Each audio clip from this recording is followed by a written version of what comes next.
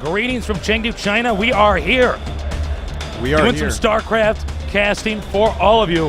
That's what we're doing. At the World Cyber Games For 2009. everybody. For nerds all around the world, greetings. Indeed. All right, we got a great matchup coming up here. I think it's going to be one of our closer games. PJ against DIMAGA. China against Ukraine. This is, for me, one of the most exciting things in group play. This matchup particularly, because obviously these guys are both in the same group as Bisu. Yeah, so, you know, Bisu's going to make out of the group. Let's just say that right here. The second place in this group is probably going to be the winner of this match. These are really the two best players after Bisu. And so, you know, you gotta think. You know, this is actually a very, like you said, a very pivotal match. Yeah. And I don't think these players' skills are too different. No, I think it's pretty even actually. Yep. And if PJ's a bit more accomplished, there's a shot at him now. He's actually quite old school, but he's been around forever, as you can see, even back in WCG 2003. He is a Protoss player, but he's got experience with all the races. Used to play Terran against Zerg, used to play Zerg against Protoss. Eventually, after he went to Korea briefly, he went to all Protoss. Yes. But he's very talented. You only can choose one race. He went along with the Protoss race, and since then, he's enjoyed great success. You know, I think he's probably the best Chinese player overall, even though he got third place. He is really the only legitimate A+ non-Korean player in the world. Yeah. He really gets up there playing only Koreans every year on IC Cup, and it's really quite an astounding accomplishment. No one else can really quite do that. He's an incredibly talented player. Now here's DIMAGA. Now DIMAGA is probably not as well known as PJ is, but he is kind of new on the scene, but he's quite strong, very solid Zerg. Oh, he is a great Zerg player. You know, I have to put him top 3, top 4 Zerg in Europe easily. You know, he's just a really strong player. In Ukraine, I mean, they breed him tough, man. Yeah. This guy, he went to the winter bracket finals, won the winter bracket finals in Ukraine, ended up losing to White Raw overall, but still out here. Just a great Zerg player. Very talented. I can't wait to see him against PJ, man. I am so pumped for this match coming up here. Now, normally we would expect to see Strelak or White Ross, so this is really exciting to see this new face on the scene. Here's our map.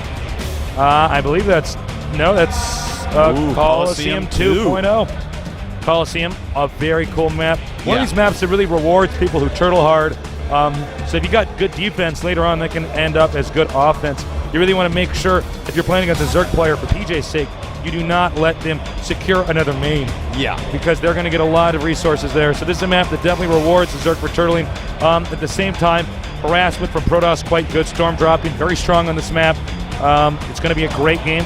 We do see a lot of fast expanding builds on this map from Protoss. There's a variety of different openers Zerg can do, but most likely we're going to see fast extra from PJ. And I got to say, I'm really glad that we're going to see this matchup on Coliseum 2, because Coliseum 2 oftentimes gives you long games. Yeah. And I really want to see, you know what, between these two guys, who's actually better? Let's get the better player to win this. That's what I got to say about that. Let's do this.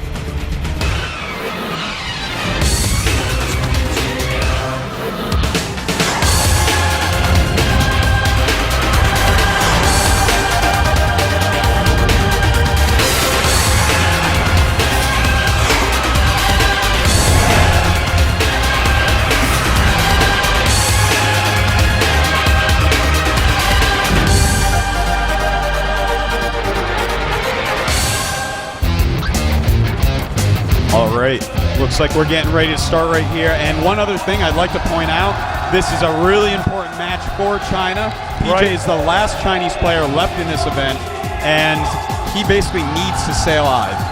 Yeah, everybody here in the convention hall who's a fan of PJ really wants him to win this, because, like you said, if he's out, no more Chinese StarCraft players, and that would be unfortunate for all these Chinese fans who showed up to root for these players. Now, PJ has a little bit more stage experience than DIMAGA. DIMAGA, it's hard to tell if he's actually nervous. He's kind of got a poker face. But, you know, there are a lot of players who are quite good who've never been on the stage, never heard the roar of that crowd from their booth. They can be a little bit overwhelmed, a little bit stressed out by this. That is quite true, but, you know, we've been hanging out with DIMAGA for about a week. He was in Korea for IEF, and I don't think that this guy gets shaken up by anything, man. You can send a polar bear at him, he's going to be fine. Okay, here we go. It's on. PJ versus DIMAGA. Pivotal match here for China. And now that Dragon's out of the way, here is PG at the top right. DIMAGA's going to be at the top left. So both players hugging the north. Yep. And already we see DIMAGA sending his Overlord in the right direction. It's going to be very good for him. Yep. He definitely wants to get that over there as quickly as he can. And that's really good, actually, because you need every bit of information as quickly as possible. Yeah. When you're against somebody like PJ. Especially against someone like PJ. You know, this guy, he just played in IEF a week or two ago, and he was in the group with big players like, Bisu, Effort, J-Star, Artosis in control. Wow. And I heard that Artosis guy is amazing. He's pretty good. I heard he drinks the tears of nerds before he goes to major competitive matches. I've heard something similar. I can neither confirm nor deny, though. Okay, we do see, Probe went around to the back. Sometimes players will build a pylon at the bottom right of those mineral patches at the top right starting location. That'll actually stop those probes from looping around to the back. It's funny, in StarCraft, every little thing counts. Are we going to see a gateway? Oh, we are. Ooh, this I like is actually this build. not as common, but it is. I've seen it before. He's going to Zealot Rush while making a Nexus. Exactly, yeah. And then he's going to get up defense just in time. Just in time. It's actually Busan, the Korean pro gamer, came out with this build on Coliseum, and in my opinion, it's my favorite build to see PvZ on this map. Yeah, I think you're absolutely right, and I do also think. Actually, now that I look at it, you can see that our Ukrainian player DIMAGA is getting that spawning pool pretty quickly. They're getting a shot of us right over there on the main screen. Look, I think he's really got a chance of stopping this. Early pool, quite good against late expansion here. Yeah. We're going to see essentially an old school build here. And it's a good thing that he went for that pool first. You see that guy, a big PJ fan. Because those Zealots are going to be coming. He doesn't want to, lose an extra drone or two. He should be able to hold everything off just fine by making the Zerglings. Now it's going to come down to micro. We're going to see gateway. Yeah, double gate rush here. Again, not as common. I think he expected his opponent to hatch on 12. So we're almost seeing a game as if we were back 6 years ago. Yeah. Protoss versus Zerg. This is how they used to play. Now, I don't think either player expected the outcome to be like this. I think PJ, of course, wanted to see fast expansion, so his strategy would be a bit more effective. Yeah. And you can see that DIMAGA probably wanted to get those Lings out quickly so he could get rid of the scouting probe. But now we have both these players thrown into an unusual situation. We're going to see how they play on the fly here.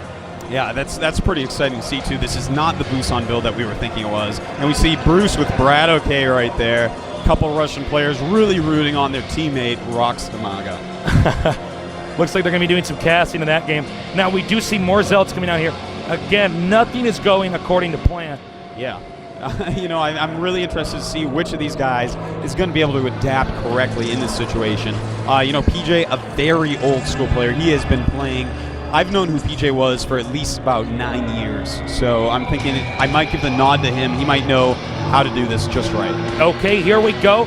And I do have to agree with you there. I think you are right. I mean, he does have more experience with these older builds. DIMAGA might be like, I'm not sure about this. Okay, probes and Zealots moving out now. Those probes really helping the attack. Now, if this does not work, PJ is going to be in a lot of trouble. DIMAGA is going to have to micro perfectly. It's all coming down to this one pivotal moment. That sunken. Sunken is late. Very late. Very late. This is a problem. DIMAGA cannot run into there. It's going to be really rough. The drones helping out. Oh my god, this is very nice. Those drones screwing up the AI of the Zealots, but PJ powers through. He's pulling through here. Now, he's got to be very careful, though, because it looks like DIMAGA might have enough Zerglings in maybe the next 10 seconds here to drive him back out. And remember, those probes inside of DIMAGA's base, not mining, so he's actually losing money. Yeah. He has to make a decision now. Is he going to move in? What's he going to do? Yeah, this is a very hard decision. He's going in, but it looks like DIMAGA is just making pure Zergling at this point. I'm surprised he's not throwing up another sunken colony. One sunken mix in there is going to make this rush completely ineffective. But, he's got to conserve his drones as well. He's using all his money, all of his larvae on Zerglings right now because he has to live through this. Now, the problem right now for PJ, and it's one of the reasons why this build is less common nowadays, is if you survive, if the Zerg survives, the attack, the Protoss is in a world of hurt, the tech is behind. Now, as you can see, Zerg is cutting drones, doing everything to make sure that he doesn't lose this chance. I'm getting chills, man. I want DIMAGA to make a sunken so badly I can taste it. PJ, he is not expanding, he is not teching at all. He is only making Zealots and sending Zealots. And here we go, PJ moving in and moving right back. Wow. He's trying to get his opponent to be baited out. DIMAGA's not going to budge. This is a very low econ game. As we said before, very old school builds here. It's always good to see this stuff coming back into style. PJ getting ready to make the nexus there. I don't know, Nick. I feel like he needs to make a sunken right here, and just to make sure that he doesn't die to 300 zealots like this is Hunter's 2 versus 2. He is going to get the expansion up. He does have his opponent boxed in. DIMAGA seems to be suffering slightly economically. Yeah, his supply very low right now, as we can see, 26 against 46. I think the best he could do would be to get a sunken colony on that high ground and drive out this containment. Yeah, maybe drive out the containment, get the Zerglings into an area where the Zealots are more open. The Zerglings can use their huge numbers to overwhelm and maybe do some sort of counterattack, because right now he is really contained quite strongly.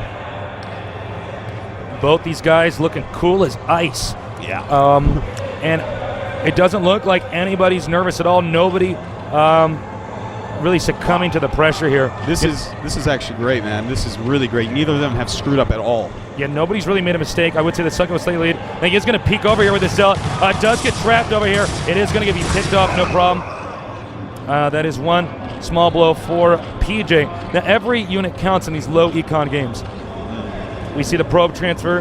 This is going to make PJ's economy quite strong. Yeah, both of them kind of fixing their economy at the same time. That quick Overlord scout may have really saved DIMAGA this game. He's got the Overlord floating over the gateways. He's being able to count every Zealot that's being made, and that's telling him, okay, I can make a few drones here. I can get my economy back online here. And that's exactly what he's doing here now. He's got his gas. He's got some drones at the expansion, as we see right here, and finally going to put down that creep colony, and he will be able to chase those Zealots right out and maybe gain some sort of map control with this gigantic amount of Zerglings that he's made this game.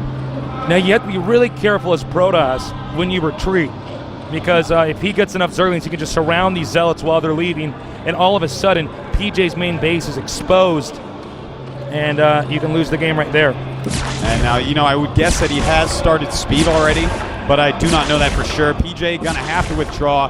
This is not a very good area for PJ to sit in right here, but it looks like that sunken is out of range. Maybe he should have put in a slightly different location. Yeah, I was thinking maybe a little bit farther down south. He is going to get, I believe, a starport here. Yes, Stargate. Wouldn't that be creepy if you had a starport? Oh, man, he makes a moving around. Yeah, making wraiths. Science making dropships. Those things are pretty fast. Not compared to a shuttle. Dude, this is getting pretty interesting. This is not a standard game. Yeah. DIMAGA seems to be playing just fine, though. Low base. Low econ. Going up. I like that move, and a layer.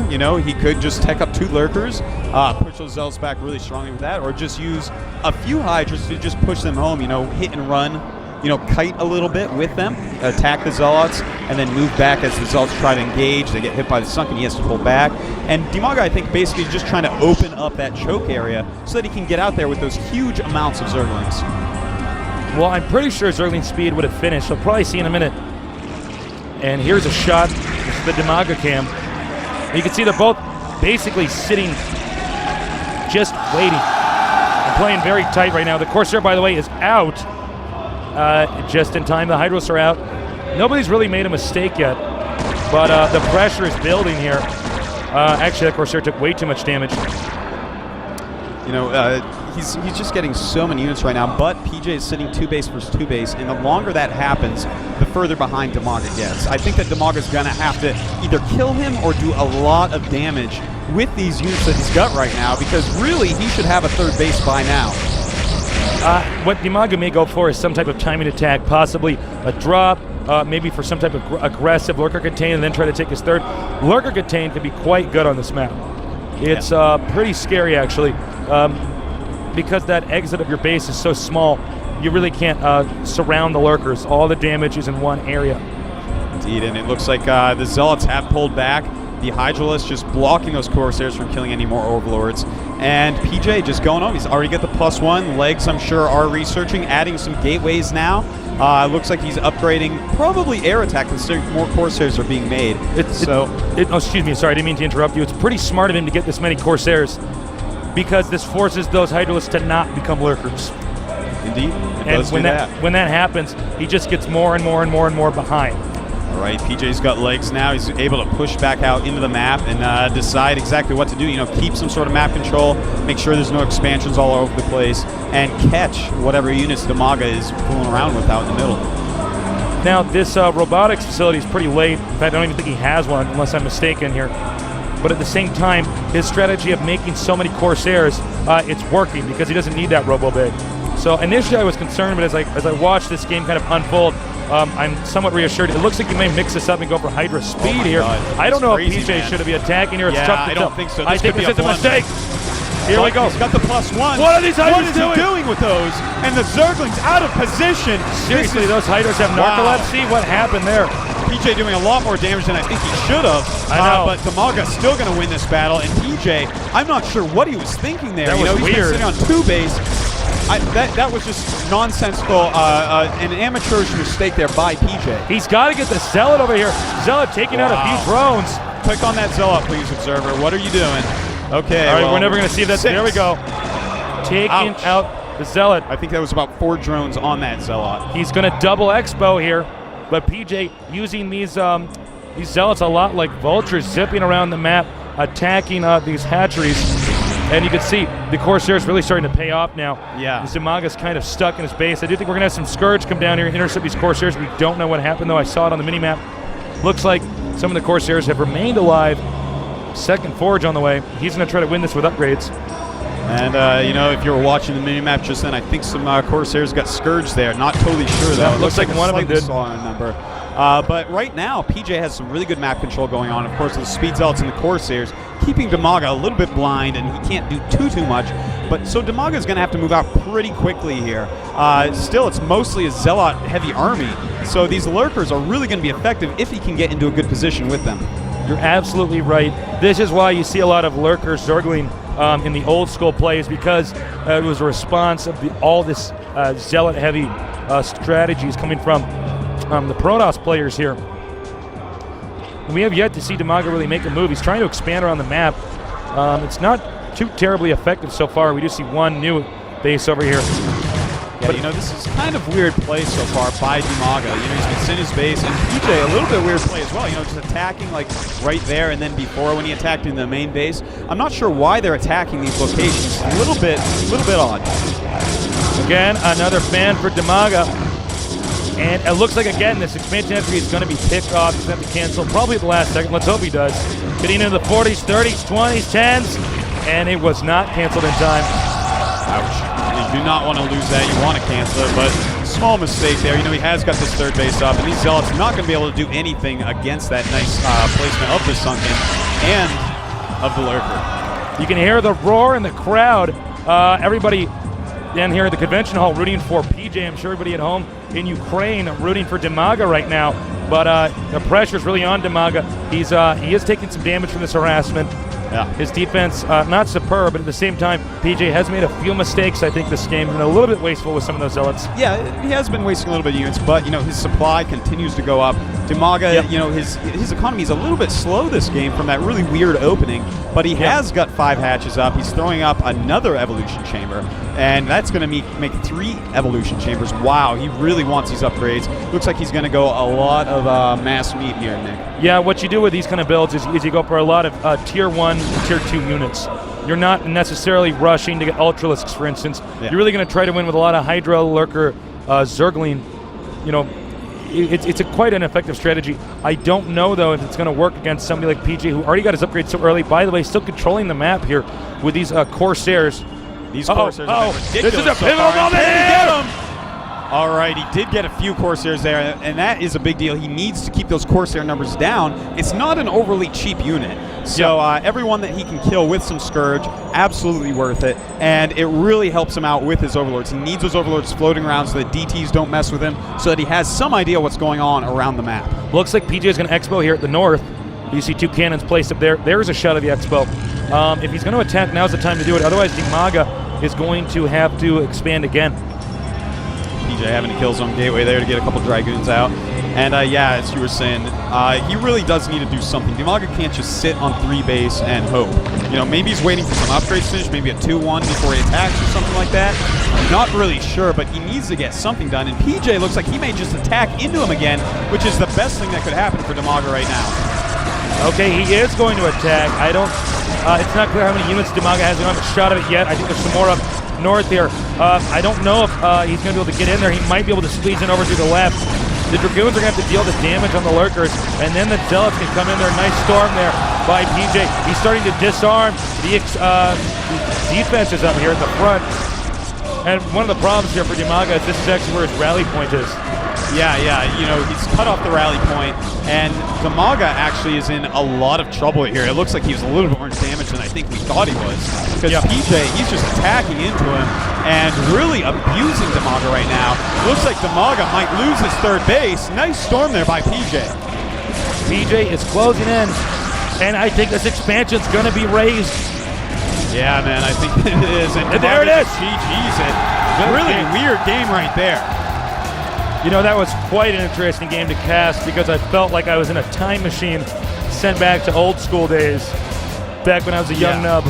Yeah, that was almost hard to even understand what was going on for us there. It was, you know, good play by PJ. He really kept him in his base a long time, got his economy far superior, better upgrades, and just kind of rolled him over right there. Well, you know, this one advantage of being an old school player like PJ is you get in these funny situations and you go, oh, actually I have quite a bit of experience working with something like this. So DIMAGA, I think, was a bit thrown off. I think he was a bit too passive that game, and he had to pay for it. We're going to be taking a break from StarCraft for now. I think we're going to be doing Counter-Strike next.